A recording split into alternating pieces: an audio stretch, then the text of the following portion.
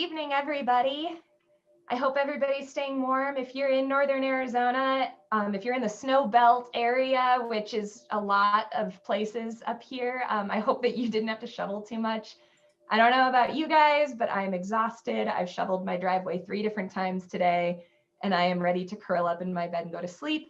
But thankfully, I get to also work from home, and what a perfect night to have an awesome free webinar for everybody. I'm so excited that we're able to do this. I suppose this is a silver lining of being socially distanced, is that we're very familiar with doing webinars now.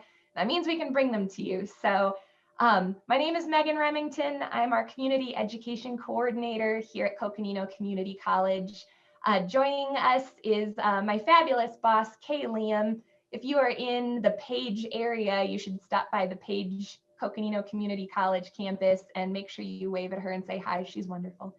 And we have a lot of really fun stuff coming up right now. We do a lot of virtual programming. This spring, we're remaining virtual for the safety of all of our community members, and we're hoping we'll have an opportunity to do things in person again. But in the meantime, we have some awesome stuff coming up. I'll send out an email that tells you what we're up to in February, including a homebrew class that we're super excited about. It's going to be neat. But yeah, but we're not talking about that right now. We're talking about the art of the Grand Canyon with the fabulous Alan Petersen. He is faculty at Coconino Community College, and he is also a fine art curator for the Museum of Northern Arizona. We're so fortunate to have him giving his time this evening for us for this free lecture and to share some of his amazing expertise. And with that, Alan, this is your show. I'm going to disappear, and thank you so much. Enjoy. All right. Thanks, Megan. Hi, everybody. It's great to see you under these interesting circumstances.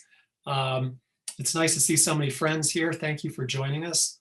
Do you all have a cup of hot chocolate or a glass of wine or something like that and a fire going? So we're going to take a look at some Grand Canyon paintings tonight. And actually, I'm going to go ahead and share my screen so we can start enjoying them. This isn't going to be a comprehensive survey. I'm going to talk about 4 artists primarily: Thomas Moran, William Henry Holmes, and Gunnar Wiedforce. So I think that the way we're going to run questions is, if you have a question, go ahead and type it into the chat. And I've got about 50 slides, I think, and we'll take questions at the end, okay? Unless you just have something you absolutely have to ask, raise your hand and say, I've got to know something about that painting or that artist, okay? So sit back, relax, enjoy your beverage and your fire if you got one going. Boy, what a storm, huh? It actually finally happened. All right, so without further ado, the title of this talk is Grand Muse and How We Came to See Grand Canyon.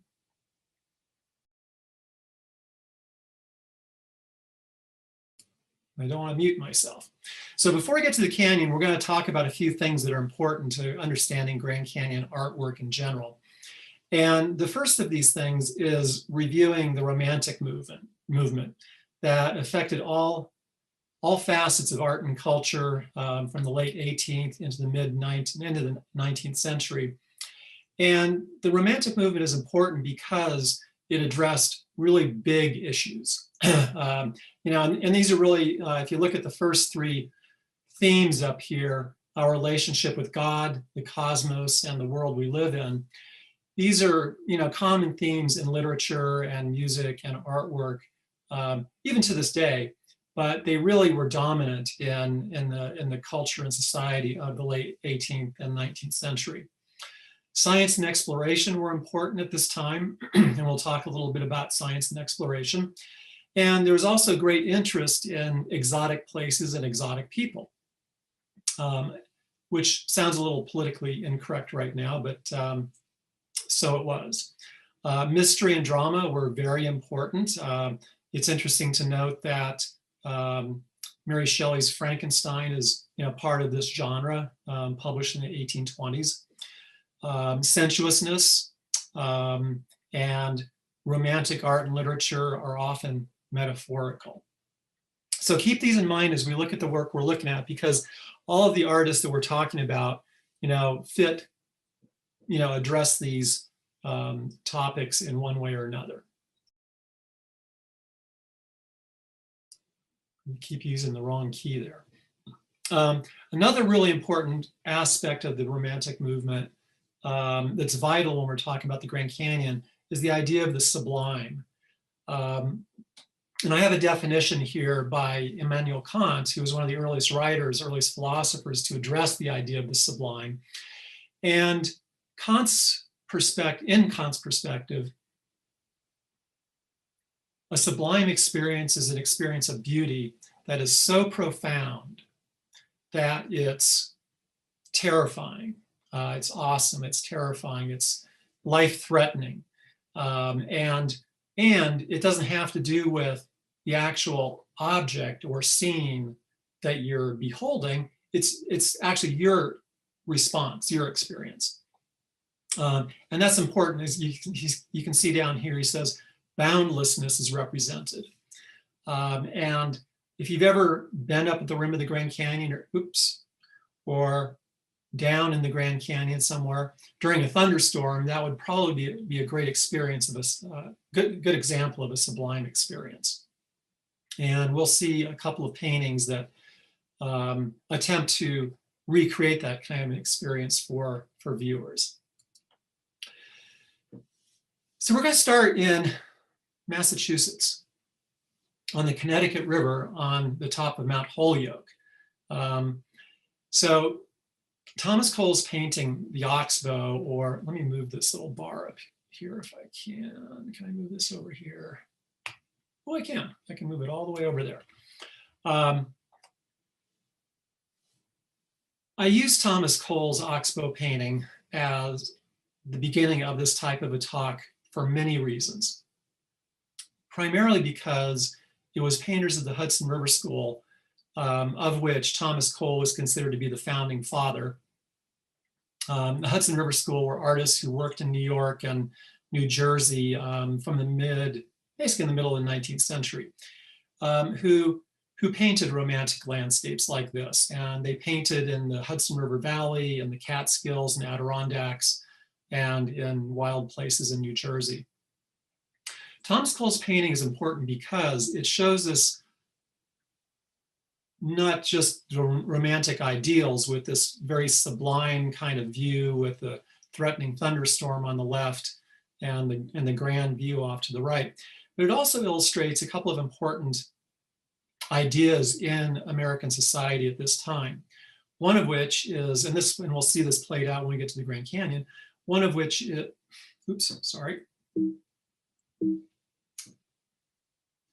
I find that when I'm using PowerPoint and Zoom, my mouse becomes incredibly sensitive. So pardon that when it happens. Anyway, the idea that people went into the wilderness for enjoyment was only beginning to become a popular thing.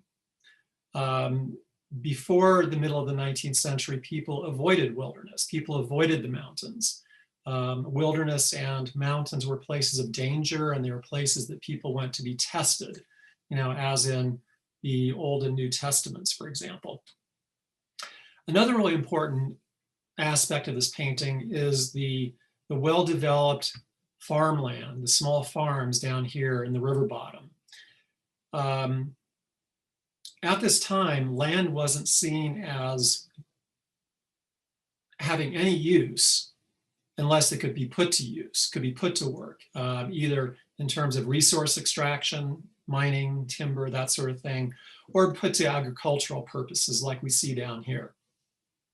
So land is not of interest unless it's economically useful. Another important aspect of this painting is Thomas Cole was one of the earliest Americans to publicly say that wilderness for its own merit, wilderness for its own inherent value, was an important asset for society. And on the left side of the painting over here with this kind of storm blasted tree and the thunderstorm in the background, that's Cole commenting not only on the power of nature and God, but also the fact that wilderness is important from its own right, in its own right. So Hudson River School painters like Cole really educated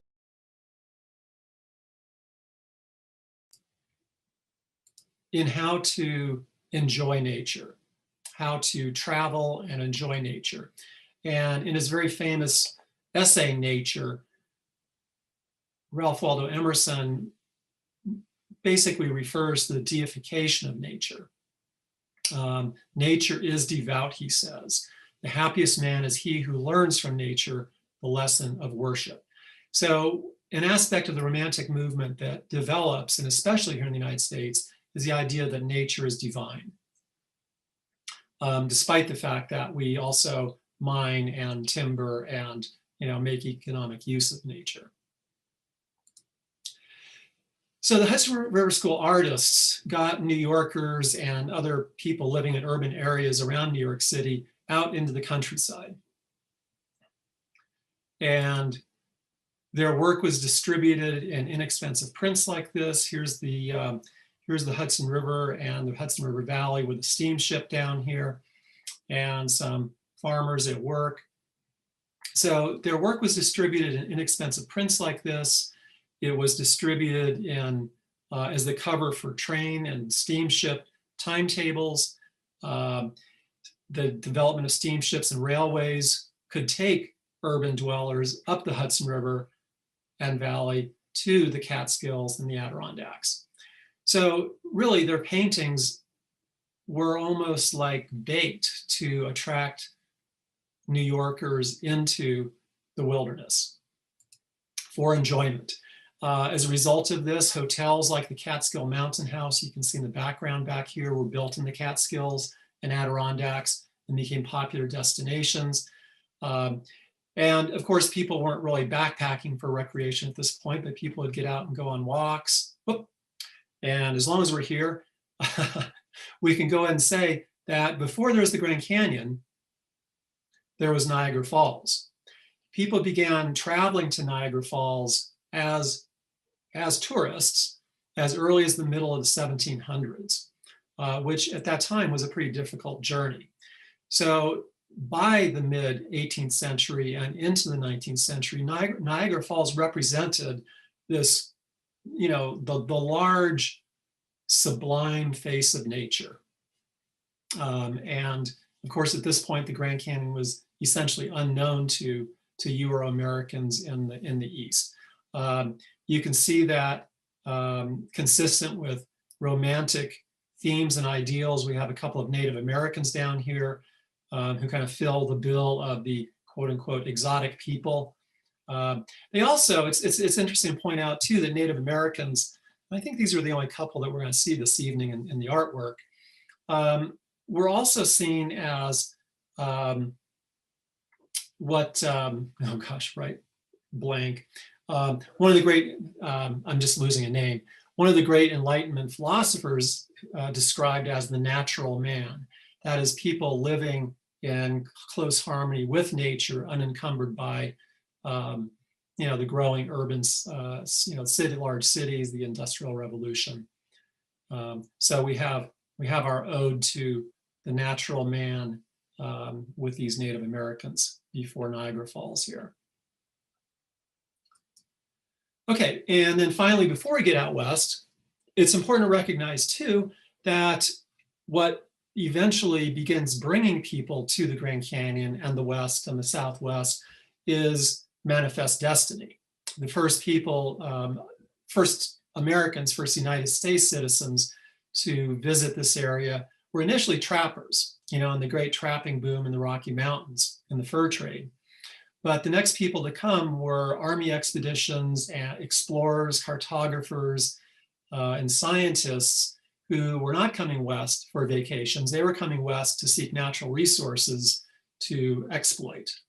And I love this painting, American Progress by John Gass, because it has a little vignettes of everything that came to define the West: the trains, the stagecoach, the sod busters, the farmers, prospectors and miners, and where are the Native Americans going? They are forced to flee their homeland under this onslaught of settlement and development. So that's all in the back of everybody's mind, and for lawmakers and corporate heads and entrepreneurs, all they could think about was what riches lay in the West to exploit. So in one of the West's greatest ironies, in one of the earliest expeditions sponsored by the United States and led by an Army officer, Lieutenant Joseph Ives, in 1858, he made a river trip with a small steamboat up the Colorado River to assess its navigability. He was also spying on Mormons. This was one of the years of the so-called Mormon War. But at any rate, his journals, his data and his findings were published. They weren't published till after the Civil War. But in his journal, he wrote a couple of very telling passages. One in which he describes the Grand Canyon, which at that time was known by people who knew anything about it as the Big Canyon. He says, "The Big Canyon was before us, and for a long time we paused in wondering delight, surveying the stupendous formation through which the Colorado and its tributaries break their way." Well, there's a really positive, effusive description of the canyon. Most of his report is fairly dry. It's a narrative of their exploration. And in the back of the journal of the report are copious tables of data and lists of mammals and reptiles and birds and, such things. But the most ironic, one of the most ironic things ever written about the canyon and the region around it are the last two paragraphs here in the slide. The region is, of course, now when he wrote this, he was just southeast of Peach Springs. They had left their boat at the mouth of Black Canyon, and they began traveling overland. They wanted to get to the Little Colorado, and he wrote this passage southeast of Peach Springs. The region is, of course, altogether valueless. It can be approached only from the south, and after entering it, there is nothing to do but leave. Ours has been the first and will doubtless be the last party of whites to visit this profitless locality. It seems intended by nature that the Colorado River, along the greater portion of its lonely and majestic way, shall be forever unvisited and undisturbed. Boy, did he get that wrong, huh? It's such a funny thing to read this whenever I share this. And of course, the key word is profitless, because he was there seeking avenues to profit. He saw no avenues for profit. He was in the pinyon juniper forest, not a very hospitable place for agriculture, and he was feeling a little frustrated, because of course he would have liked to have gone home and reported of the great riches that they found. So Ives sends kind of a disappointing note, and of course turns out to be as wrong as anybody can be. Oh, and before we go on, so he did have two artists. So the first two artists to visit the Grand Canyon were part of the Ives expedition, including the fellow who did this. This is a reproduction, but the fellow who did the original drawing was Friedrich von Egloffstein, originally from Bavaria. In fact, both of the artists on the Ives expedition were from Germany. And of course, Egloffstein got this view of Diamond Creek a little bit wrong, but it turns out that this is not actually Diamond Creek, and that's an entirely different story. And if you ask me about it later, I'll tell you about it. But that was not drawn at Diamond Creek. So two of the artists we're going to talk about and enjoy the work of were hired by John Wesley Powell and his field director, Clarence Dutton. So I have some key dates for the Powell survey in the Grand Canyon region over here. I'm not going to read all of them to you, but I'm going to give you three key dates. First, their second river expedition took place between 1871 and 72, the winter of which they set up camp near Kanab and began surveying and mapping the north rim of the canyon. And that process went on for about 8 years. Second important date is 1875, where Clarence Dutton, seen on the right over here, took over as Powell's field director as Powell became more involved with bureaucratic things in Washington, D.C., and was spending less and less time in the field. The most critical date here is 1882, when Powell's report, the final report of the Powell survey, authored by Clarence Dutton, was published, The Tertiary History of the Grand Canyon District. And we'll see why this is so important in a minute or so. Okay, so Clarence Dutton comes to the Grand Canyon, highly esteemed geologist. His emphasis was really earthquakes and volcanology, but turns out that he was absolutely brilliant and understood the Grand Canyon and helped us to learn to understand the Grand Canyon also. So the two artists hired by Powell and Dutton were Thomas Moran and William Henry Holmes, whose work we're going to take a look at. And just with these two paintings here, the one on the left by Thomas Moran and the one on the right by William Henry Holmes, ought to kind of give you a clue as to the artwork that was done for the Powell survey. These two artists were about as opposite in temperament as two artists can be. If you come into the 20th century, you could maybe make a comparison, say, between Henri Matisse and Pablo Picasso. You know, absolutely diametrically opposites in with respect to their painting.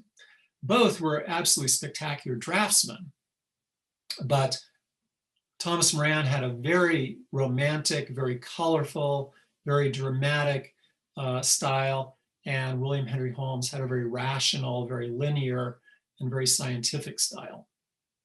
And we'll see how Powell and Dutton put their expertise to use. So Thomas Moran was living in Philadelphia.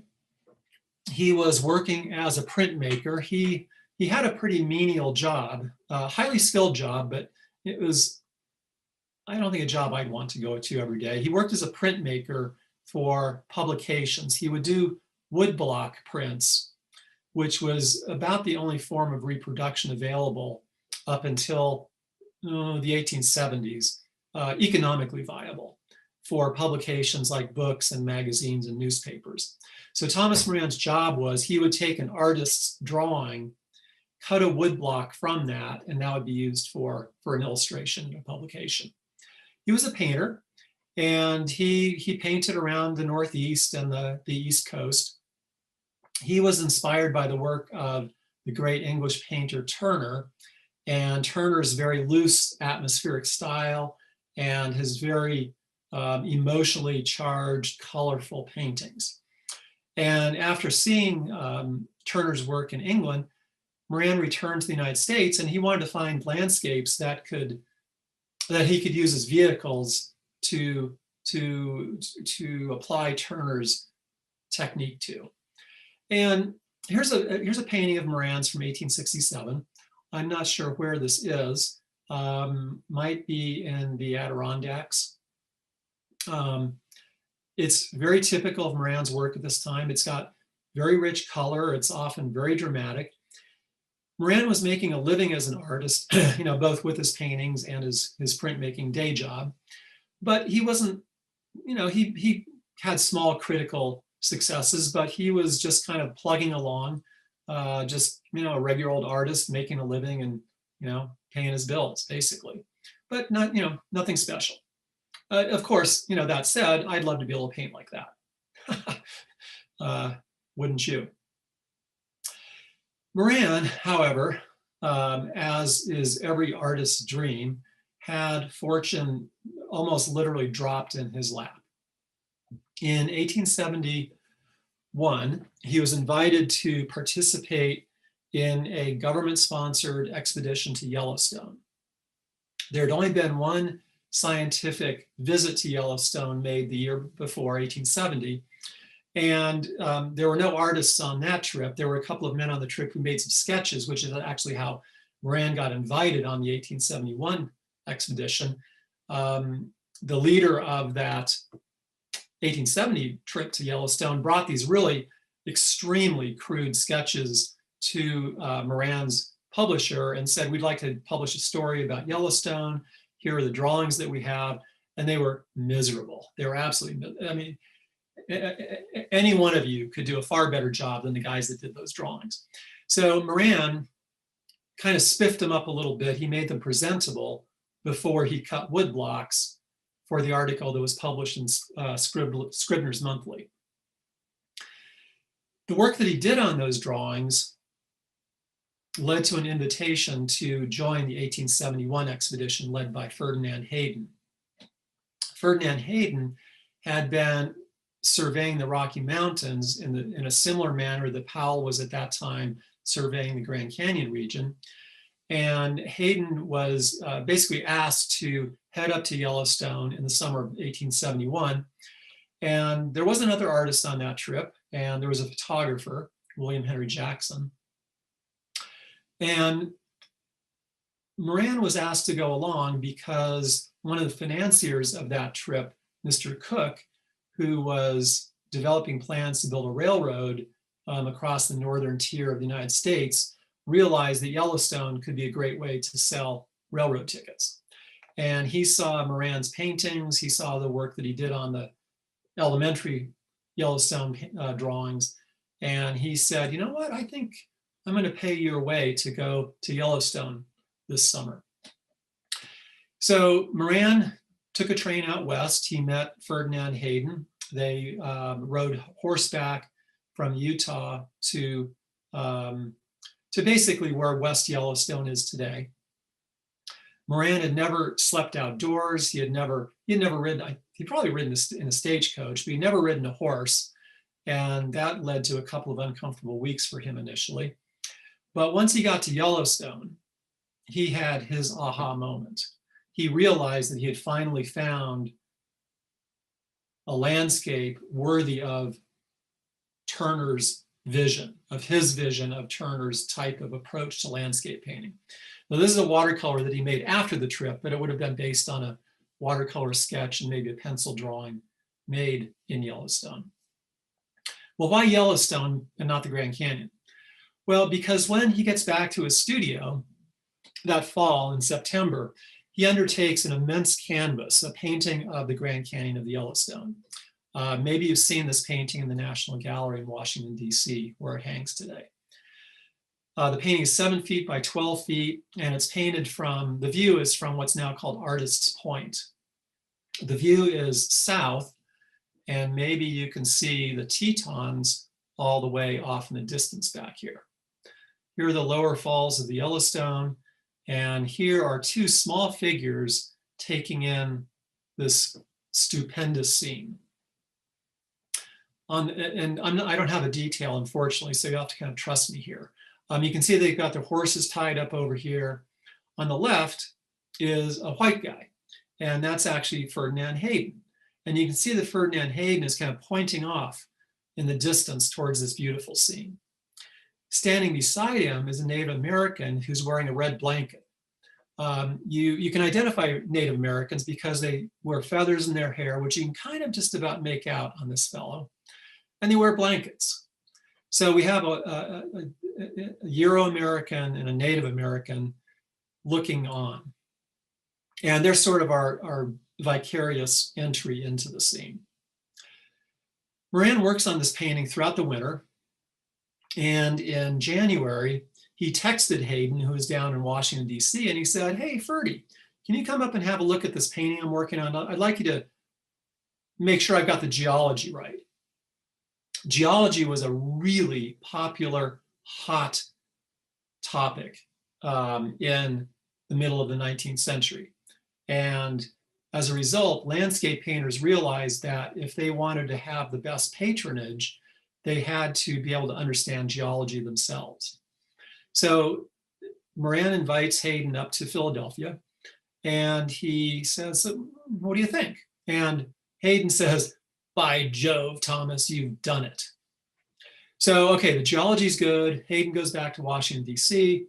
Moran finishes the painting. He completes it in April and exhibits it for, I think, 2 weeks in New York City in a gallery. And then he puts it in a wagon, imagine this, a wagon, and takes it down to Washington, D.C. Well, prior to that, in March of 1872, armed with photographs by William Henry Jackson and watercolor paintings that Moran had made in Yellowstone, Hayden makes the case to Congress that Yellowstone should become the first national park. And so it becomes. And so Moran arrives 2 months later with this gigantic painting. He puts it up for display there, and Congress buys the painting. And Congress spends $10,000 on this painting, which in 1872 was a lot of money. There are various ways you can compute currency equivalents through time. And depending on which model you use, $10,1872 equals between $600,000 and $1.2 million 2021 dollars. So Moran not only becomes an instant celebrity for this fantastic painting of the first national park, but he becomes very wealthy. So, so Moran strikes his mother lode. Well, who else was in Washington, D.C.? The leaders of all the other great surveys being made at that time. In addition to Ferdinand Hayden, there was Lieutenant Wheeler, and there was Clarence King, and there was John Wesley Powell. They had been there testifying and lobbying before Congress to obtain funds to continue their surveys during that summer field season. Powell sees this, I mean, everybody saw this painting. Powell sees this painting, and one of the things you might know about Powell is that he was a pretty good self-promoter. He was a pretty good marketing guy. And he sees this painting, and the little light bulb goes on over Powell's head, and he says, aha, I've got to get this guy out to the Grand Canyon. So he writes a letter to Thomas Moran. Dear Mr. Moran, I thoroughly enjoyed, I'm paraphrasing, I thoroughly enjoyed your Grand Canyon of the Yellowstone. What a stupendous painting. I'd like to invite you to join me this summer out at the Grand Canyon of the Colorado in the Southwest, and et cetera, et cetera, et cetera. Thomas Moran writes back, Dear Mr. Powell, thank you for your very kind letter. Unfortunately, I have many obligations yet to fulfill for Mr. Hayden and will be busy for the next year at least. Sincerely, Thomas Moran. Powell writes back and says, Dear Mr. Moran, I don't think you understand. I'm inviting you to the Grand Canyon. Expenses paid. Moran writes back and says, Dear Mr. Powell, I don't think you understand. I have commitments. They exchange 7 letters. And in each letter, Powell becomes more pleading and more desperate, which would be very uncharacteristic for him. They're very funny to read. Moran becomes more and more irritated and basically signs off by saying, don't call me, I'll call you. Well, as fate would have it, oh, a couple of photographs of Thomas. Here he is in his 20s on the left side. And then just to show you how serious this romantic thing was, here's Moran on the left and another artist buddy of his in Moran's studio. And they're both dressed up in North African robes and hats, trying to kind of out-cool each other, out-romantic each other. You can see all the cool stuff in the background. And the point is, it's really obvious that Moran was the right guy for the job.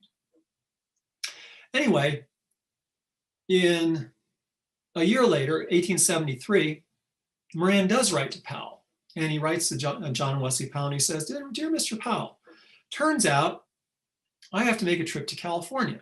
He'd been commissioned to do a painting in Yosemite. I'll be passing through Utah, and it'll be easy enough for me to drop down to the Grand Canyon, and you can show me around, and et cetera, et cetera. So in September of 1873, Moran takes the railroad west. He meets up with Powell. They take a stagecoach Yucco down to Kanab. They get on horses and ride down to the North Rim. This is an example of one of the sketches that Moran made on that trip. It's a view from Toroweap looking back to the east. And if you know your Grand Canyon geography, this is Mount Sinyala at the mouth of Havasu Canyon, which is right up in here. And this is a similar formation on the north side of the river called the Dome. So I like to show this because it's it's the first competent drawing done of the Grand Canyon. Also, to illustrate that despite his painting style, Moran was a very accurate draftsman. So he spent a couple of weeks there. Now, what was kind of funny about his first trip to the Grand Canyon was he was such a celebrity based on his Yellowstone painting that the New York Times actually sent a writer along with him to send dispatches back about his trip to the Grand Canyon. Okay, so Moran spends a couple of weeks at the Grand Canyon. He does a bunch of drawings, goes to Yosemite, returns home, and he paints this companion painting to the Yellowstone painting. He calls this the Chasm of the Colorado. And you can see it's the same very large size canvas. And he, again, he texts John Wesley Powell and he says, "Dear Mr. Powell, can you come up to my studio and, basically verify my geology?" John Wesley Powell goes to visit Moran in his studio. He says, "By Jove, Thomas, you've done it." So Moran continues work on the painting. He finishes it, again, right in April. He takes it down to Washington, D.C., puts it on display. And son of a gun, guess what? Congress spent another $10,000 on it. So not only does Moran's popular stature skyrocket even further, but he's filthy rich at this. I mean, he's one of the richest men in America at this point. So I don't think Moran was disappointed when he got to the Grand Canyon finally. This is painted from the east rim of Powell Plateau, if you know where that is. Here are the Palisades of the desert way back here. This is all a fantasy. This is not the view from Powell Plateau. These are all recognizable monuments or buttes. Here is Confucius and Mencius temples, which actually might be right about there from this. Actually, I think they'd be blocked. The point, though, is that Moran would compose different bits of a landscape to create an idealized landscape or romanticized landscape. So in 1875, Moran did a very large set of illustrations for 4 articles that Powell published in Scribner's Monthly.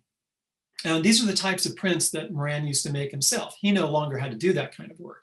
But these are woodblock prints that illustrated Powell's articles. Here are 3 inner canyon scenes, which Moran wouldn't have seen. He actually would have. Moran was an early adopter of photography. He never went down to the river. So he would have had to do these from photographs made by Jack Hillers, Powell's 3rd photographer.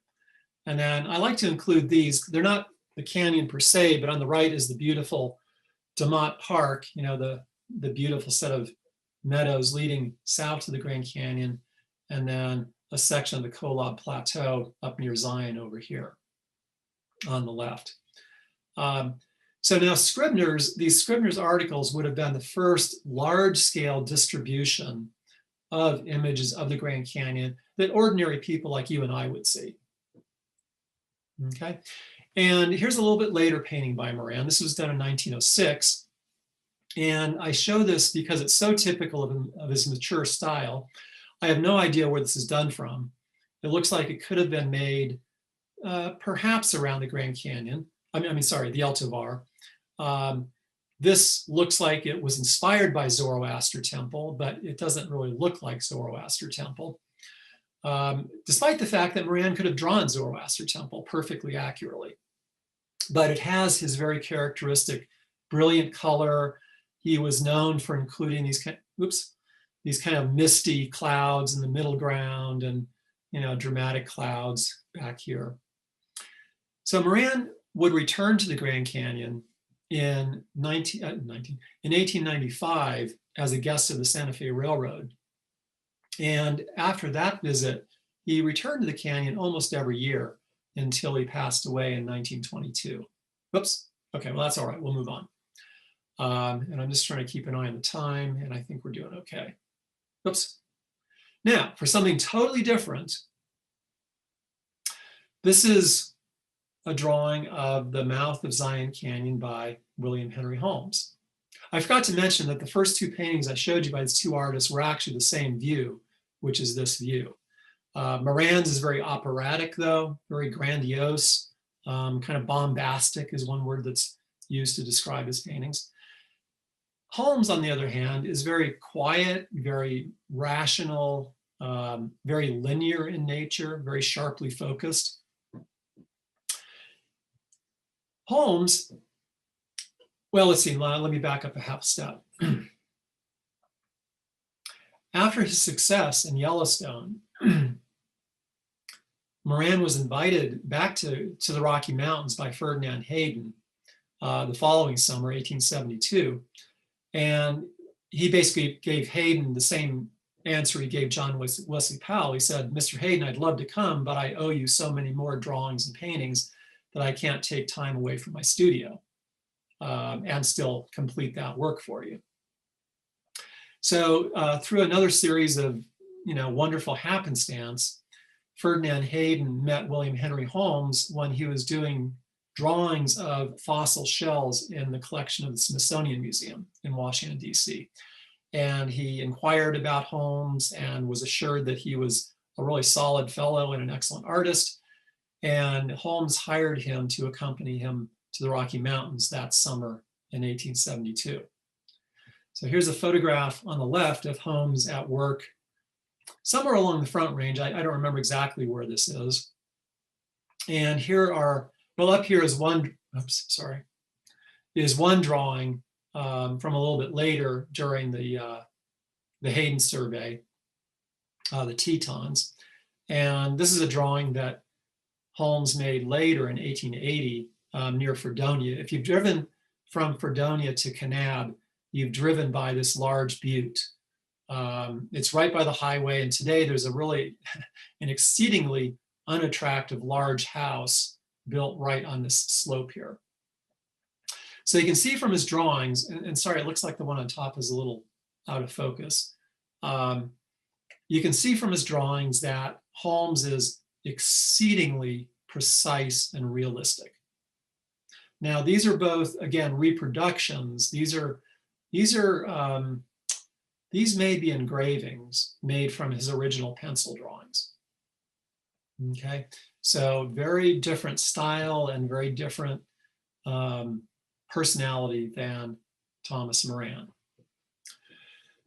Well, recall that Clarence Dutton took over the field work of the Powell survey, took over the management of the field work of the Powell survey in 1875. And they traipsed all over the Grand Canyon, up into southern Utah as far as Bryce Canyon. And in 1880, Dutton was wrapping the operation up.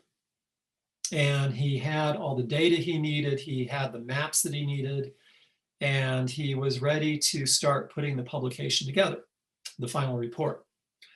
And he needed an artist, and William Henry Holmes came highly recommended by Ferdinand Hayden. Oh, one thing I want to mention, I forgot to mention, that while working for Hayden, Holmes made two really notable discoveries. He fell in love with geology while working for Hayden. And he actually, through working with the geologist, he was there as an artist, as a topographic artist, but he hung out with the geologists and he really kind of began studying geology on his own. And by his third field season, he was actually working not only as an artist, but also as a geologist for Hayden. I don't remember the years, but We could all look it up if we wanted to. During one of the field seasons, he had a group of men, and they were working in southwestern Colorado. And they were kind of working their way around Mesa Verde. And in western Colorado, Holmes made two notable discoveries. One, archaeological. He and his men discovered what's called the Crow Canyon complex in far southwestern Colorado, which includes a number of very large ancient Puebloan villages dating from the Pueblo III period, including one that's well known called the Yellow Jacket site, if you're familiar with that area. And he also, from a high vantage point, discovered an entirely new type of, he verified earlier observations he had made of a very different type of igneous mountain that he called laccoliths. And he was observing the Henry Mountains from a high vantage point. The Henry Mountains are over east of Capitol Reef National Park. And he realized that they were very unique, And he had observed some similar laccoliths on what's now the Navajo Nation. And the Henry Mountains just presented a stupendous example of what we now know as laccoliths.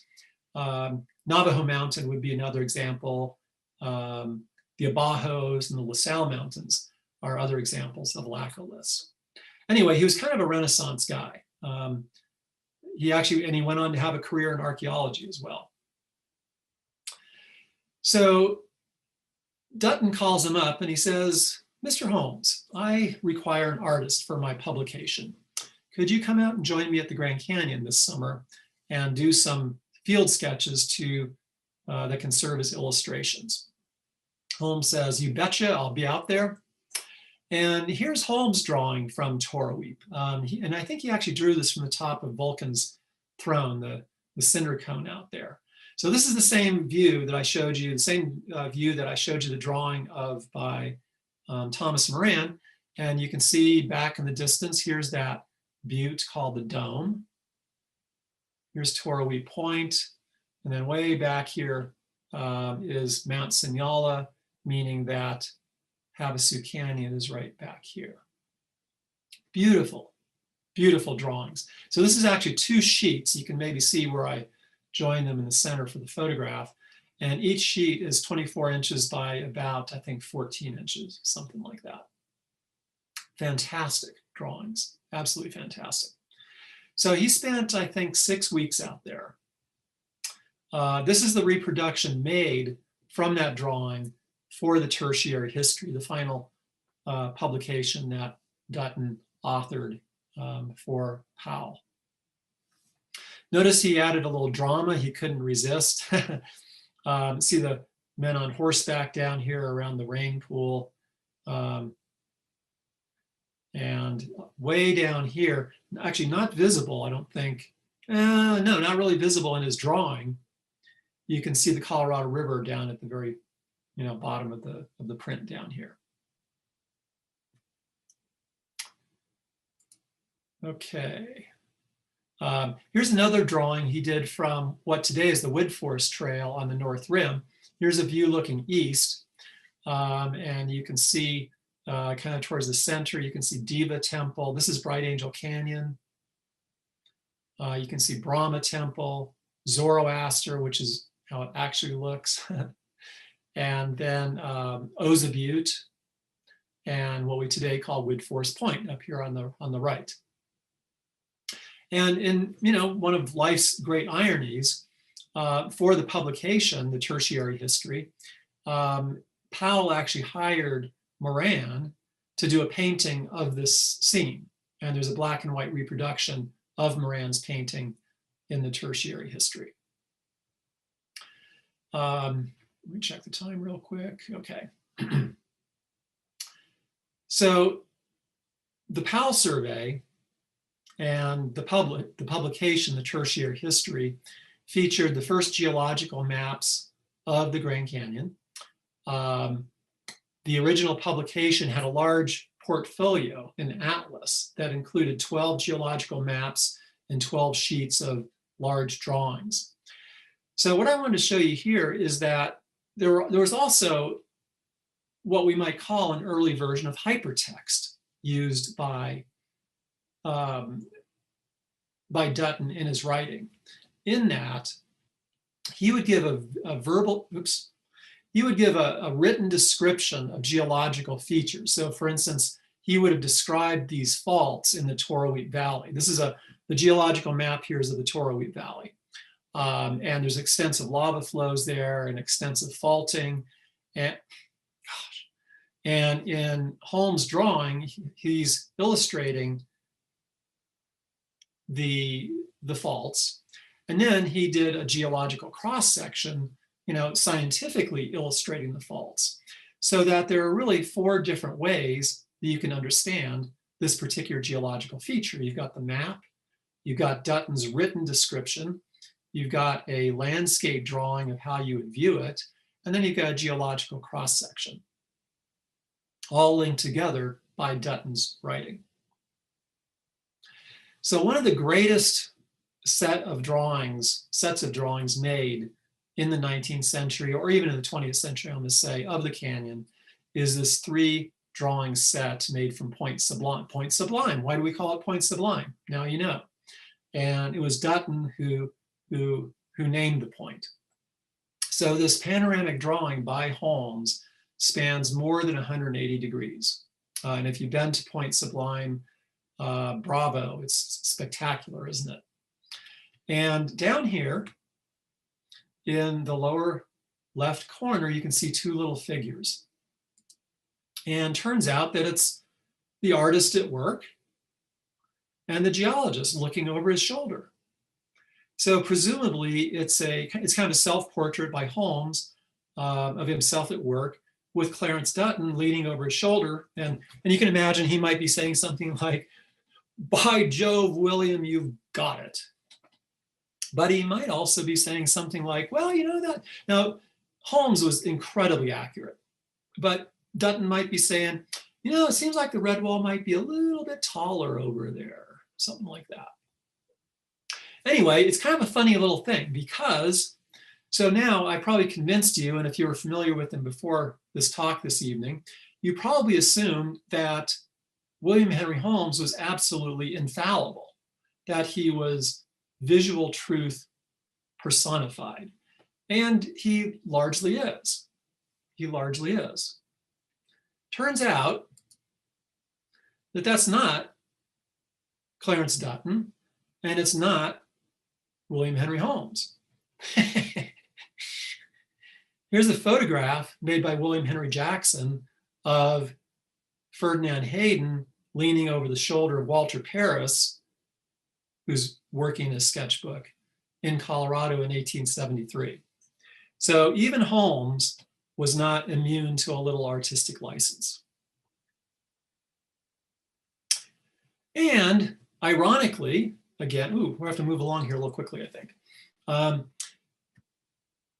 You saw his drawings. Even while he was working on those incredibly finely detailed drawings, he could also do watercolors like this. Here's a watercolor he did at the canyon at the same time or during the same period that he was working on those drawings. Absolutely beautiful, highly abstract watercolor of the canyon. So we need to move on. We need to get to Gunnar Wigforss. So the first actual tourists came to the Grand Canyon in 1888. The first people to go there simply to see the view. The Santa Fe Railroad arrived in 1901 to the South Rim.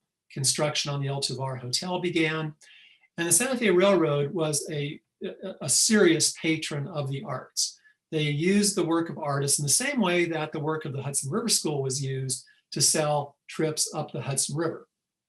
So the Santa Fe Railroad commissioned many well-known artists to produce artwork that could be used in travel brochures like this one called The Titan of Chasms. And they had just a massive, graphically, artistically oriented marketing campaign that lasted well into the 1930s. And here are some Americans out taken in the Grand Canyon in a very sublime sort of experience, aren't they? Okay, so I got to talk a little quickly here, and I apologize for that.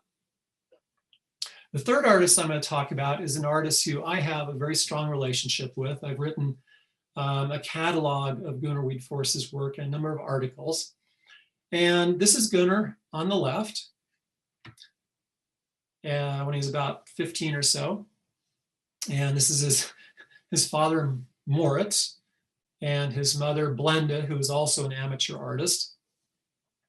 Gunnar grew up in Stockholm. His father was a well-known merchant there. He sold firearms and hunting outfits and that sort of thing.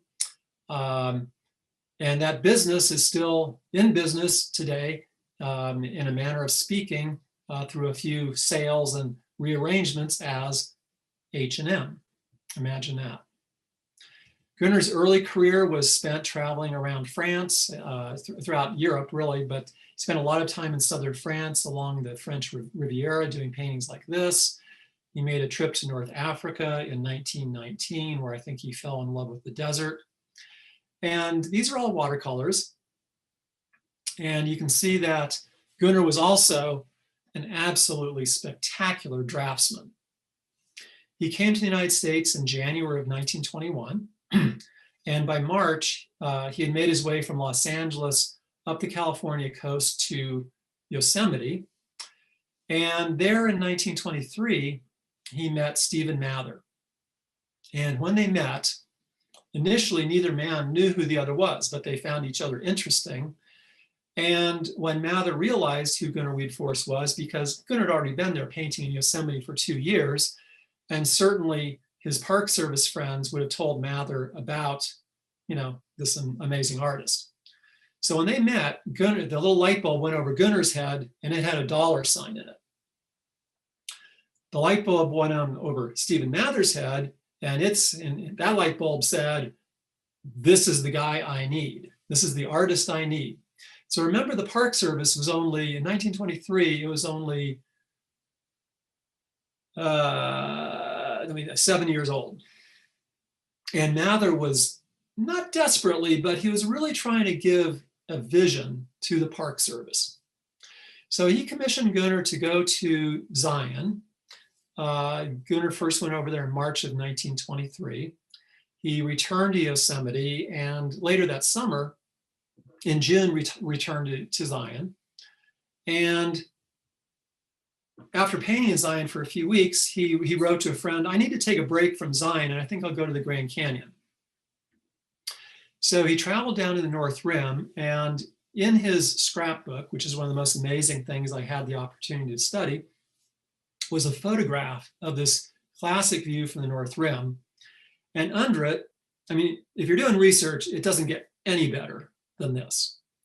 He wrote, "My first picture of Grand Canyon, watercolor, 14 by 18. Well, it's actually 13 by 18, 1923. Now, what's amazing about this is two things. One, when an artist goes to a new location, it usually takes them a little bit to get oriented and to learn to get to know the subject. So most artists first visit the Grand Canyon, they might do a more focused, smaller, less panoramic view. Gunnar went for the whole enchilada. He went for the big North Rim view. The other amazing thing about this was in 2013, a painting came up on eBay, and I immediately recognized it based on these foreground bushes here. And it turns out that on eBay, of all places, was Gunnar's first Grand Canyon painting. I was going to bid on it, but I knew it'd probably go for more than I could, so I alerted a few friends of mine, and some of them were able to obtain it. It's actually currently in Kansas City undergoing some restoration, because you can see it's pretty badly faded. It had actually wound up back in Illinois. Let me see. Oh gosh, 1 minute. Can I do this in 1 minute? Probably not. Can we stretch this just a couple of minutes? Now, on the other hand, here's another painting of the same view from Bright Angel Point, a painting that Stephen Mather purchased from Gunnar and presented to the King of Sweden as a gift. This was first exhibited. So you know how collections and museums go. This was in the basement of the Swedish National Museum for 80 years. It was finally exhibited 2 summers ago in Sweden. Fantastic painting. So Gunnar's work, as you can see, is very realistic, wonderfully composed, and just beyond words. But hey, Alan. yeah, we have a question. What did that first painting of Gunnar's sell for on eBay?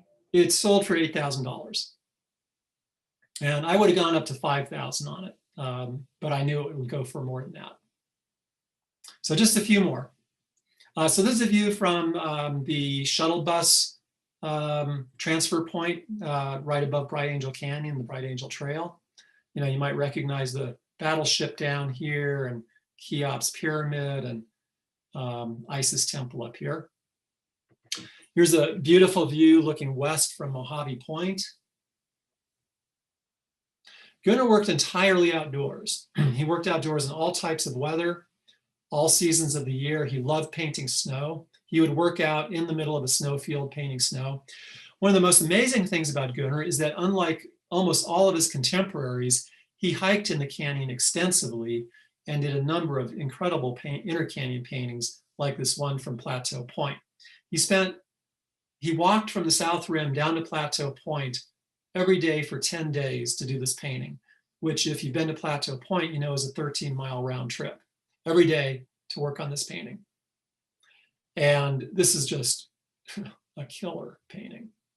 Here's a view from near the mouth of Bright Angel Canyon. Colorado River would be right down in here. View back up towards the South Rim. And although he loved the canyon, he actually basically moved there effectively full time by about 1926. And although he loved painting the canyon, he loved painting aspens even more. So here's one of his aspen paintings.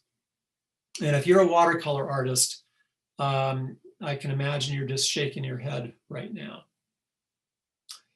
So Gunnar died at the South Rim in November of 1934. He had a heart attack. And he left, like William Henry Holmes, like Thomas Moran, an amazing legacy for those of us who love the Grand Canyon and for artists who paint it today. So I know that I'm over time. So I think that if you have questions, I'd like to go and answer your questions, because I don't want to keep you too much longer, though I could go on and on. Megan, do we have any questions? No, I don't see anything. Okay.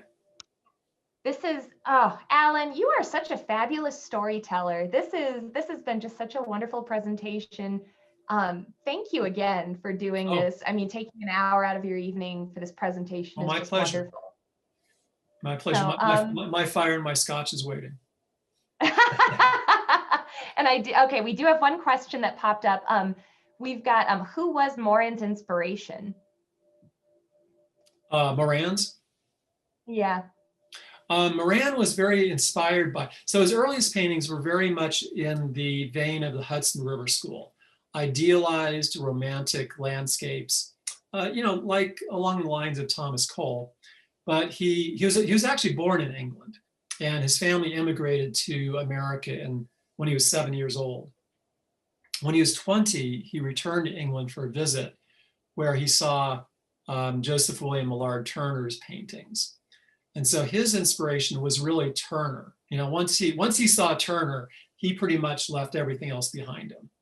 Now, of course, his work isn't as abstract and really crazy and colorful as a lot of Turner's work, but Moran tried to apply Turner's drama and color in a little bit more realistic manner.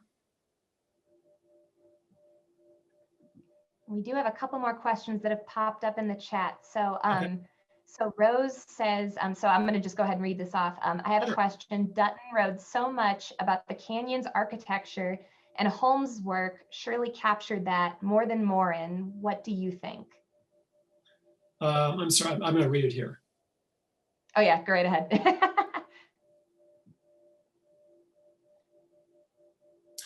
Well, Rose, that's a really great question. And based on the time, I mean, I could have put less slides in, but could I really have put less slides in? Because I didn't talk about that, because there's this really, really, really important quote by Dutton.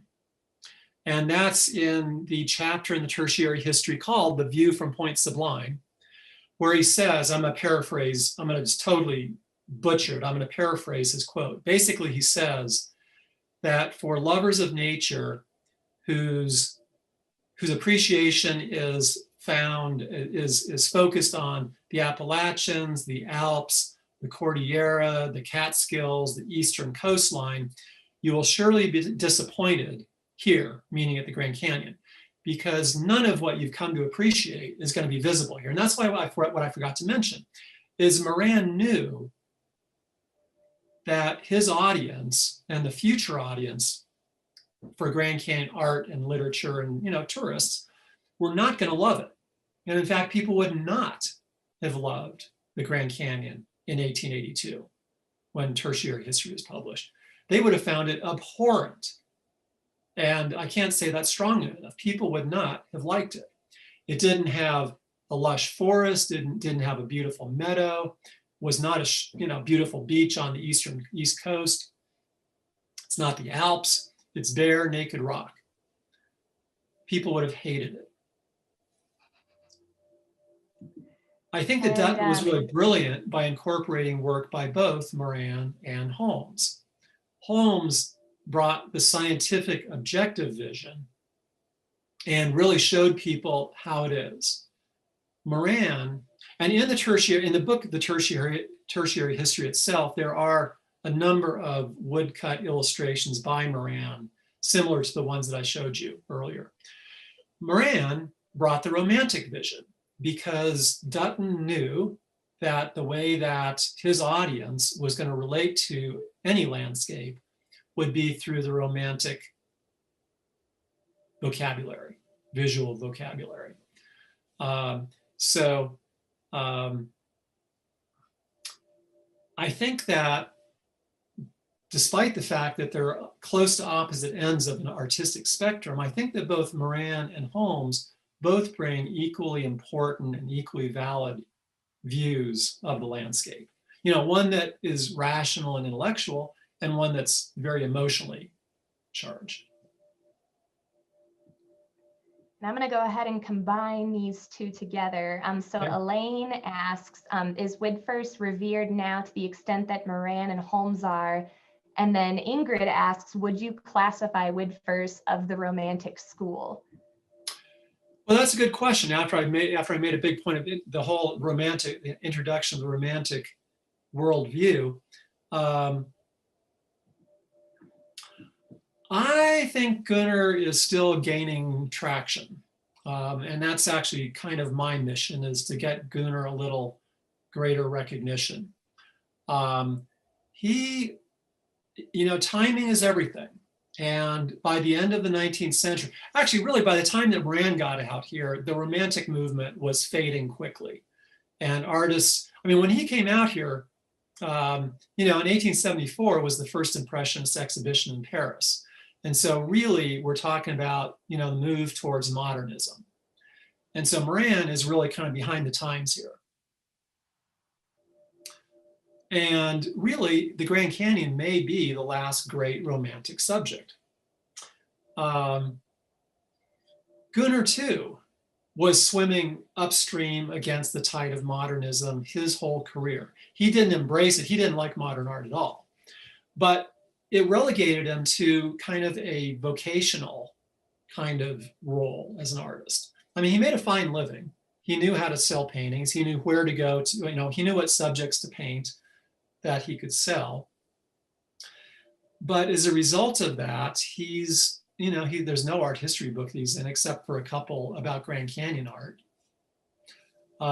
And although he was well known in the 1920s and 30s, he was pretty frequently published in newspapers and magazines, and he was known as the painter of the national parks, thanks to Stephen Mather. But that also ran up against the Great Depression. during the Depression, his sales plummeted. He still sold paintings, but not like he was before the Depression. And he cut his prices like about in half. So those two factors kind of conspired against him as far as being as well known as Moran. I would say that he and Holmes could be relatively equally,